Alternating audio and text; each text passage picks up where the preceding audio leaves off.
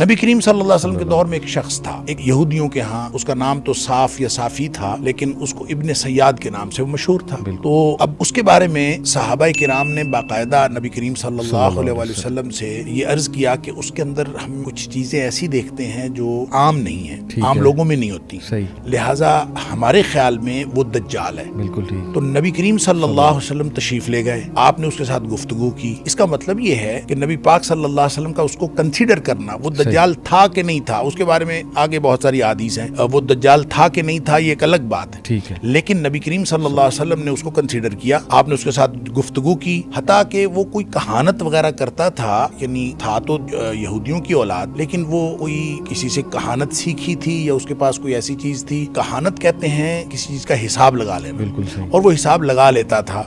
उसको कोई कुदरती सलाहियत थी या जो भी कुछ था, तो वो एक ऐसी बात करता था जिससे लोगों को शक होता था कि ये कोई माफौकुल फितरत किस्म की चीज। इसलिए सहाबा किराम ने नबी पाक सल्लल्लाहु अलैहि वसल्लम से फरमाया। आपने जाके ना इम्तिहान लेने के लिए आपने ये फरमाया भी कि आपने फरमाया कि तुम बताओ कि मैंने दिल में क्या चीज सोची है। तो वो आगे से कहने लगा दुख। अच्छा, नबी करीम सल्लल्लाहु अलैहि वसल्लम फरमाते हैं मैंने दुखान यानी धुआं सोचा था, और उस शख्स ने ऐसी ही बात उससे मिलती जुलती बात कर लिया, यानी उसने एक बहरहाल उसका गैस जो था करीब करीब था। तो आप सल्लल्लाहु अलैहि वसल्लम ने फरमाया कि इससे आगे तू नहीं जा सकता।